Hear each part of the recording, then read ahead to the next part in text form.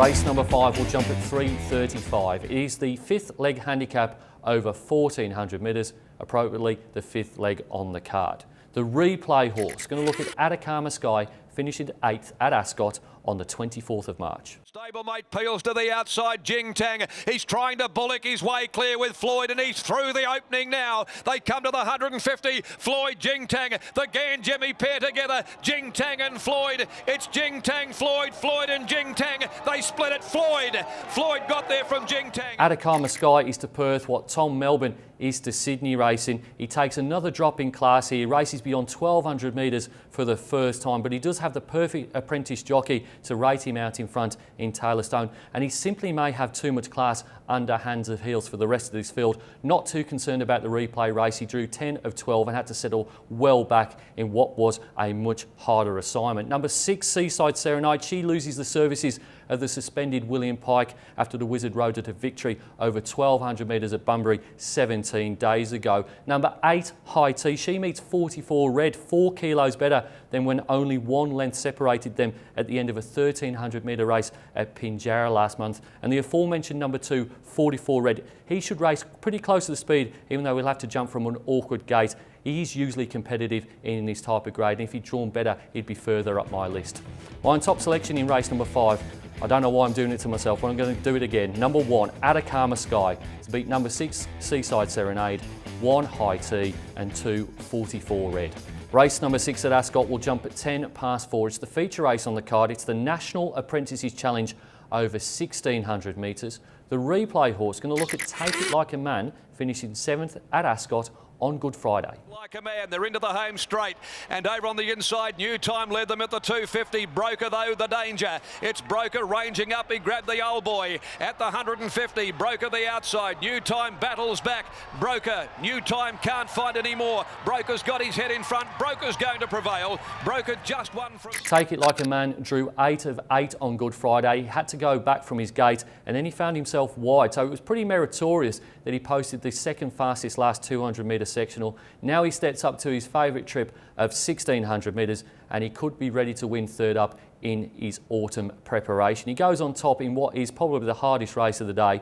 Number 1, Someday One Day. He's the obvious selection here. He was beaten just under a length in a prime metropolitan graduation race over course and distance, so he should be thereabouts in a midweek handicap. Number 6, Fast to the Wind. She was likely to get back in a big field of moderate gallopers under apprentices jockeys, but she did beat Someday One Day narrowly last start. And number 7, Wanted Desire. She may well have had enough of racing and want to go to the paddock, but if she reproduces what she did 3 starts ago here, she'd be extraordinarily hard to beat. My top selection in the main race, going with number 4, Take It Like a Man, to beat 1, Someday One Day, 6, Fast as the Wind, and 7, Wanted Desire.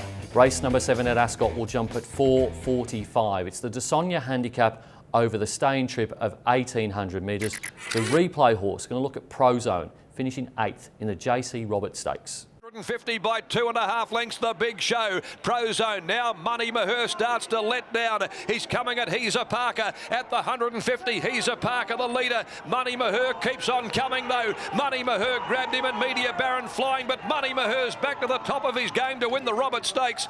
Prozone had a crack at listed level last time out, and he finished less than 5 lengths behind Money Maher in the JC Roberts Stakes over course and distance after being close to the speed. He was about a length off Heza Parker for the majority of the early stages of that 1,800 metre race. Looking at the map here, I think that Prozone may get a pretty soft lead, and simply put, I think the map makes him the top pick here ahead of number 1, Young Thor. Young Thor, he broke his maiden over 1,675 metres at Bunbury 2 starts ago before placing second behind all-the-way winner Prue over 2,100 metres on Good Friday. Number 4, Tyson Fight. He recorded the fastest last 200 metre sectional when third behind Good Luck Simba and Bodega Bow over the same trip as Young Thor at Bunbury on his last run. Has to go in the numbers here. And number 9, Captain Jack. He led the way in the final race at Ascot on Good Friday and was beaten less than a length despite getting tired towards the end of what was a race over 2,200 metres here.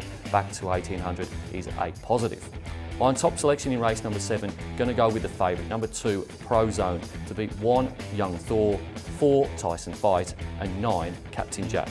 Race number 8 at Ascot will jump at 20 past 5. It's the Hahn Superdry handicap over 1,200 metres. The replay horse going to look at Vega Dior, finishing third in the second of its recent trials at Belmont Park. Run, and down the outside is La King, also getting home okay now is CJP with Aldous Salamore. Just in front is Vonus on the outside. Aldous Salamore fighting back on the inside is Vega Dior, and starting to burst through is Heron Point for McNaught. They hit it. Vega Dior is the full sister of two-time Group 1 winner Vega Magic, so her bloodlines are really good, and so have been her two trials. I actually like the first trial behind Ms Lecky more than the second, but they've both had merit, posting really fast times under minimal pressure, and racing on the speed here is probably going to happen. She's got an inside gate, she may well find the front, and at worst will be box seating. She goes on top from another on-speed galloper, number 10 Saint Bell. He ran really well first up without a trial at the beginning of his last preparation,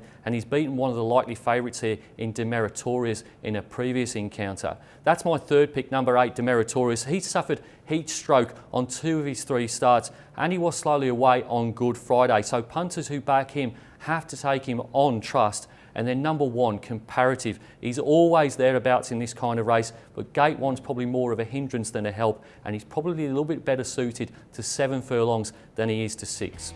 My top selection in race number 8, going with the well-related number 13, Vega Dior, to beat 10 St Bell, 8 Demeritorius and 1 Comparative. It's now time to nominate my best bets on the Ascot card, and I'm going for a double for the best dressed man in Perth. That'll be Trevor Andrews. He's got King of Planets in race number 2. I think it's the one to beat there. And the best bet of the day, number 3 in race number 4, This Away.